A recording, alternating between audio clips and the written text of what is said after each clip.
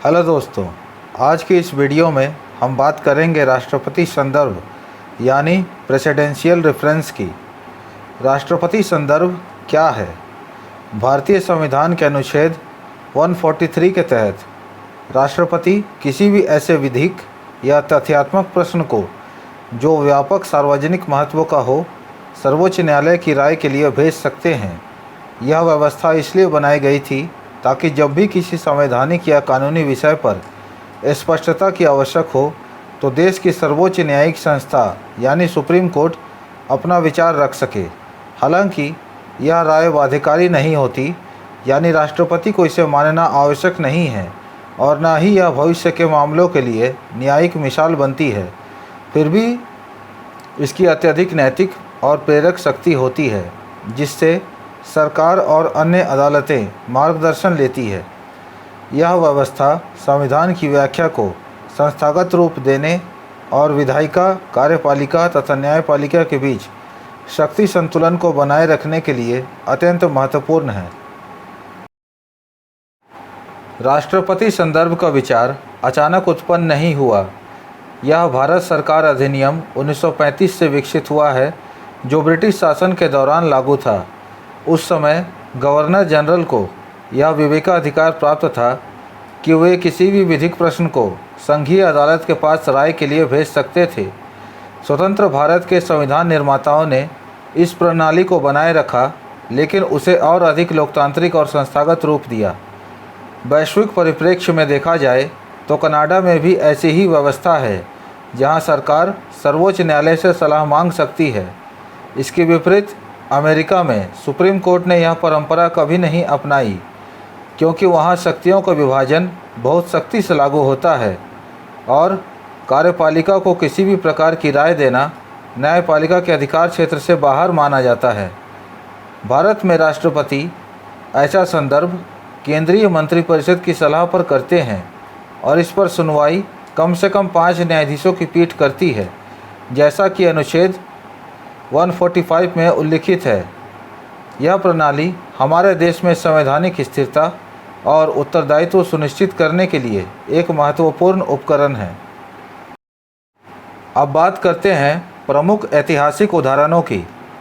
1950 से अब तक भारत में लगभग 15 बार राष्ट्रपति द्वारा सर्वोच्च न्यायालय को विधिक राय के लिए संदर्भ भेजे जा चुके हैं। इनमें कई ऐसे उदाहरण हैं जिन्होंने हमारे संविधान और लोकतंत्र की दिशा को स्पष्ट किया है। उदाहरण के लिए दिल्ली लॉज एक्ट मामला 1951, यह पहला संदर्भ था जिसमें अदालत ने स्पष्ट किया कि विधायिका कार्यपालिका को सीमित रूप से विधायी शक्तियाँ सौंप सकती है, जिसे डेलीगेटेड लेजिस्लेशन कहते हैं। केरल शिक्षा विधेयक 1958 के संदर्भ में अदालत ने मौलिक अधिकारों और राज्य नीति के निदेशक सिद्धांतों में सामंजस्य की व्याख्या की और अल्पसंख्यक शिक्षण संस्थानों के अधिकारों की रक्षा सुनिश्चित की। बेरुबाड़ी मामला 1960 में यह राय दी गई कि भारत की सीमाओं को बदलने के लिए संविधान संशोधन अनिवार्य है, सिर्फ अंतर्राष्ट्रीय संधि से यह संभव नहीं।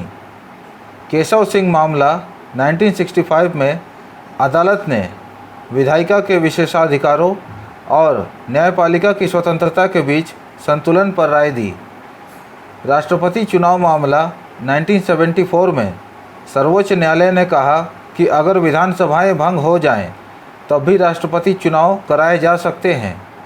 विशेष न्यायालय विधेयक 1978 के संदर्भ में अदालत ने साफ किया कि उसे अस्पष्ट और व्यापक प्रश्नों पर राय नहीं देनी चाहिए और यह संसद के अधिकारों में हस्तक्षेप नहीं कर सकती। तीसरा न्यायाधीश मामला 1998, जिसमें कॉलेजियम प्रणाली के अंतर्गत उच्च न्यायपालिका में न्यायाधीशों की नियुक्तियों को लेकर विस्तृत दिशा निर्देश दिए गए। हालांकि 1993 के राम जन्मभूमि के संदर्भ में अदालत ने राय देने से मना कर दिया था। यह एकमात्र ऐसा उदाहरण है। अब हम बात करेंगे कि वर्तमान संदर्भ का आधार क्या है। हाल ही में सर्वोच्च न्यायालय ने एक ऐतिहासिक निर्णय में यह कहा कि राष्ट्रपति और राज्यपालों को राज्य विधानसभाओं द्वारा पारित विधेयकों पर निर्णय लेने के लिए एक निश्चित समय सीमा के भीतर कार्य करना चाहिए। इसके साथ ही कोर्ट ने यह भी स्पष्ट किया कि ऐसे निर्णय न्यायिक समीक्षा के अधीन होंगे, यानी अदालत उनकी वैधता की जांच कर सकती है। इस संदर्भ में कुल 14 प्रश्न उठाए गए हैं, जो मुख्यतः अनुच्छेद 200 और 201 की व्याख्या से संबंधित है। इनमें प्रमुख प्रश्न है, क्या सुप्रीम कोर्ट संविधान में निर्दिष्ट न होने पर भी समय सीमा तय कर सकती है? क्या विधेयक के कानून बनने से पहले राष्ट्रपति या राज्यपाल का निर्णय न्यायिक समीक्षा के योग्य है? और अंततः क्या अनुच्छेद 142 के तहत सुप्रीम कोर्ट की शक्तियाँ इतनी व्यापक है कि वे कार्यपालिका के क्षेत्र में हस्तक्षेप करें? इन प्रश्नों का उत्तर न केवल विधायी प्रक्रिया को प्रभावित करेगा, बल्कि संघीय ढांचे और संवैधानिक व्यवस्था को भी गहराई से परिभाषित करेगा।